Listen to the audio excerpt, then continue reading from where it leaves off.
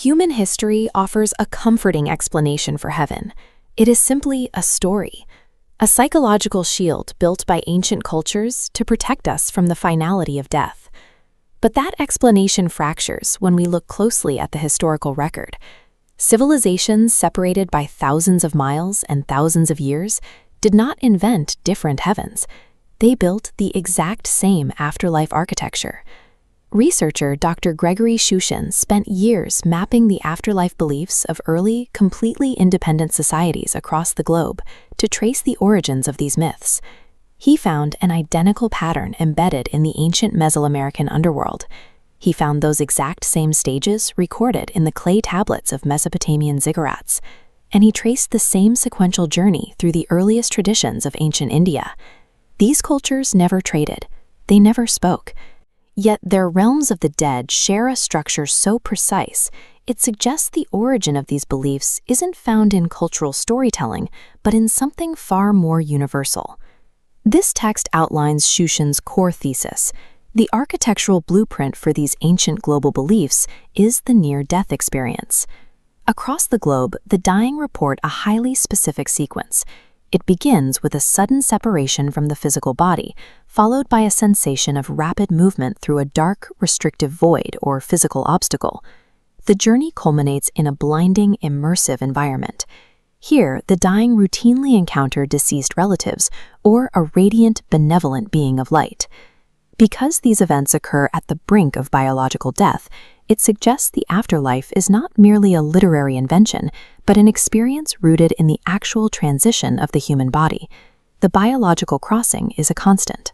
The specific cultural mythologies, the gods, the garments, the languages, are simply the clothes draped over this universal, luminous architecture. If this architecture sits at the edge of biological death, we have to ask what happens when that boundary leaks into our waking reality. On the evening of August 21, 1879, the impoverished Irish village of Mack was enduring a freezing, torrential rainstorm. Through the driving rain, villagers noticed a blinding golden light radiating from the south gable of the local parish church. Standing within that intense, changing glow were three dazzling, silver-like figures. Filtered through their deep Catholic faith, the witnesses immediately recognized them as the Virgin Mary, Saint Joseph, and Saint John. But the event possessed strange physical anomalies. When a local woman named Bridget Trench rushed forward in the mud to embrace the Virgin's feet, her arms closed on empty air. The figures appeared totally solid to the eye, but offered no physical resistance. Yet the environment reacted to their presence. Witnesses noted that the ground directly beneath the glowing figures remained dry, even as the storm soaked everyone standing just feet away. It was a physical anomaly that defied the villagers' senses, an intangible vision that nonetheless left a trace on the material world. 3.5 centuries earlier, under the frosty dawn of 1531 in the mountains of Mexico, this same architecture breached reality again. An indigenous man named Juan Diego, Singing Eagle, was stopped by a 14-year-old girl radiating golden beams of light against the freezing morning mist. As proof of the encounter, the entity provided a physical impossibility: fresh Castilian roses blooming from the frozen mid-December soil. Juan Diego gathered the flowers in his coarse maguey fiber cloak, his tilma, and carried them to the local Spanish bishop. When he opened the cloth, the roses spilled onto the floor, but the true anomaly was left imprinted on the fabric itself. A highly detailed, luminous portrait of the entity had bonded directly to the fibers. The imagery was deeply encoded for the indigenous population. The figure stood on a crescent moon, communicating directly in the local symbolic language. In the native dialect, the entity announced herself with a phrase that sounded to the Spanish like Guadalupe, but translated to stone serpent trodden on. This was a direct, culturally encoded supplanting of the ancient feathered serpent deity Quetzalcoatl. The anomaly had adapted its appearance to perfectly overwrite the local mythology. When we align the ancient global texts with the freezing rain of Ireland and the frost of 16th century Mexico, a unified picture emerges. The ancient Egyptian solar deities, the silver saints of Mack, and the golden lady of Guadalupe are the exact same phenomenological event. They are the result of what we can call the cultural prism. The threshold itself, the source light, is a constant, objective reality. It is only the observer's mind and cultural conditioning that change how it physically manifests to them. Which leads to Shushan's ultimate metaphysical question. When we die, or when this threshold breaches our reality, what are we actually seeing? It is possible we enter a subjective, mind-dependent realm that literally builds itself out of our shared collective beliefs. Or there is an absolute objective afterlife, but human consciousness is biologically incapable of looking at it without filtering the raw data through our own individual prism. The passage into that light is an inevitability we all must face, but ancient traditions suggest we do not have to cross it blindly. Every night, we are given a chance to practice the transition.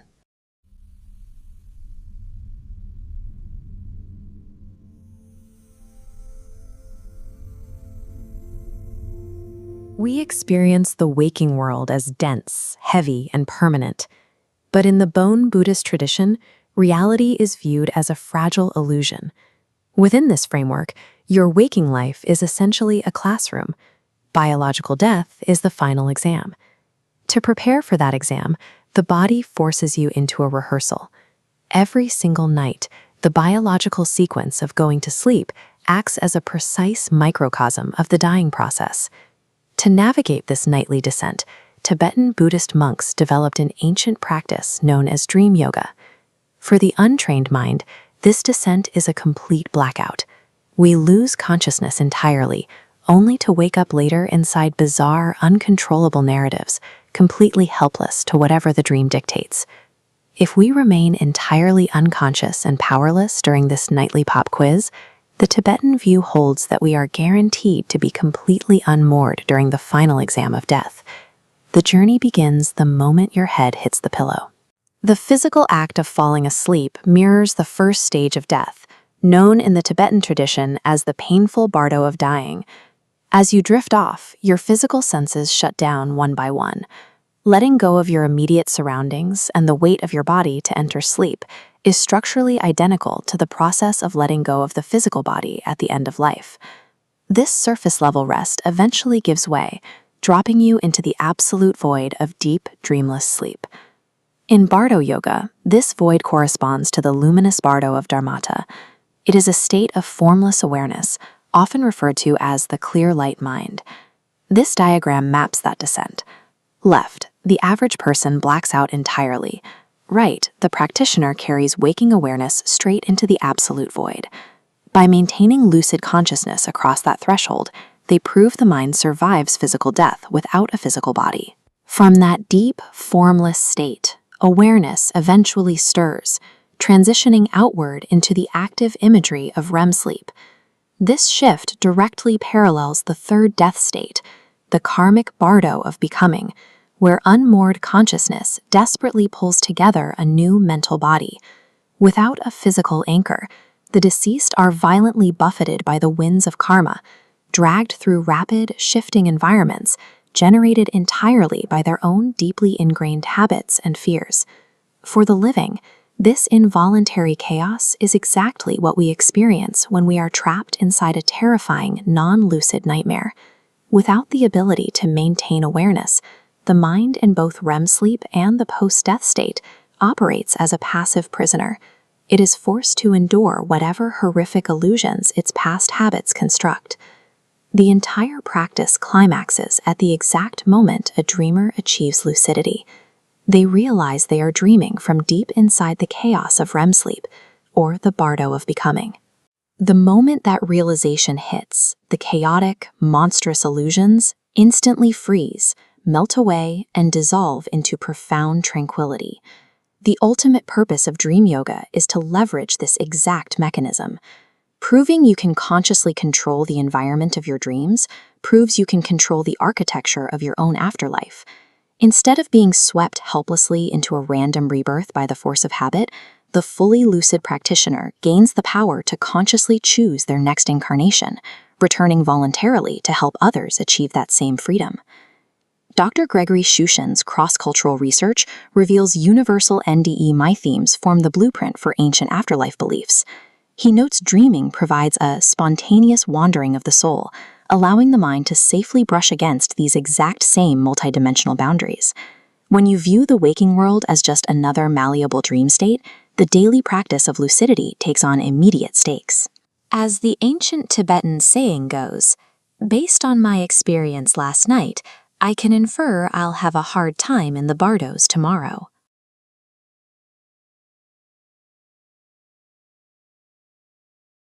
Near-death experiences and deep dreaming provide natural, biologically regulated pathways into parallel states of consciousness. But there is a third method, a forced breach of the threshold while the subject is entirely awake, bypassing the body's natural biological safeguards. This abrupt entry does not deposit the traveler in the peaceful, solemn halls of the dead. It drops them directly into the domain of the trickster. Observers consistently describe a chaotic, interdimensional environment populated by entities that actively manipulate human perception. By tearing the gates open, the observer forfeits their neutrality. They enter a space where their own perspective is no longer the primary authority, colliding with an intelligence that appears to have an agenda far older than the observer. In February 1966 in Berkeley, California, 19-year-old Terence McKenna inhaled a vaporized dose of DMT. Within seconds, his entire materialist framework dissolved. He collapsed to the floor, instantly translated into a hyper-complex environment, a geometric dome that defied the descriptive limits of the English language. Inside this space, McKenna encountered self-transforming machine elves made of luminescent ceramics, communicating in a visible, colored language. These entities rushed forward, offering him absurd gifts, rotating machines that resembled impossible superconducting Fabergé eggs. The event carries an innate self-erasing mechanism. As the chemical breach closes, the returning human mind struggles to rationalize or even remember the hyperspatial geometry. McKenna spent the rest of his life arguing that the DMT event operates as an initiation. It exposes an active transhuman intelligence operating exactly one quanta away from ordinary reality. The entities McKenna encountered have an extensive historical footprint. Astronomer and computer scientist Jacques Vallée spent decades tracing the continuum of these strange visitors. This text outlines Vallée's research into Magonia, a mythical land representing a parallel, multidimensional reality coexisting with our own. 9th century records describe sorcerers arriving from the clouds in flying houses. Medieval texts formally classified these organized beings as the secret commonwealth. The descriptions map directly onto modern encounters. In 1961, a farmer in Eagle River, Wisconsin, reported an exchange with entities in a silver craft, who handed him buckwheat pancakes. Celtic folklore describes the exact same transaction.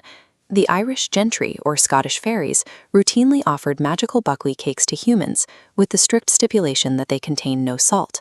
Across centuries, the tactics remain identical. Witnesses experience sudden paralysis, severe time distortion, and the presentation of highly absurd gifts designed to confuse the observer.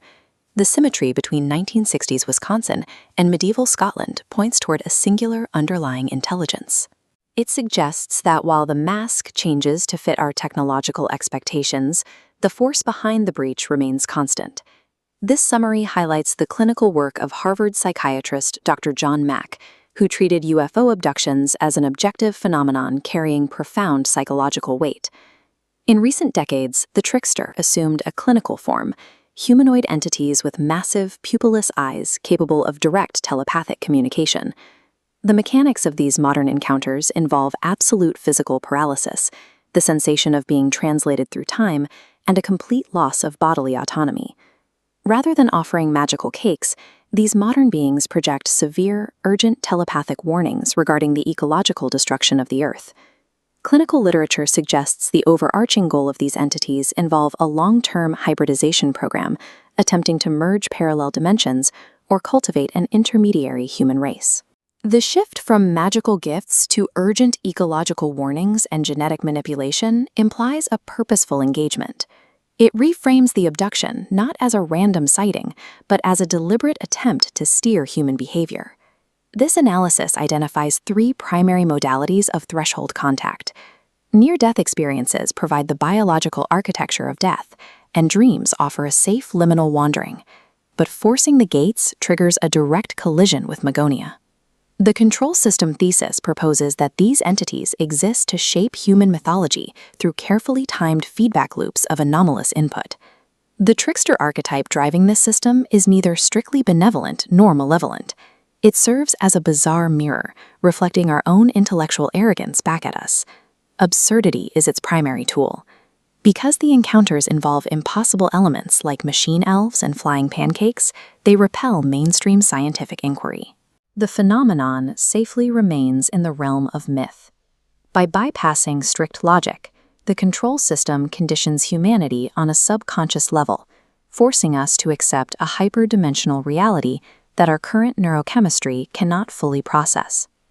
McKenna framed this process as the pull of the transcendental object at the end of time, a cosmic singularity drawing human history toward itself.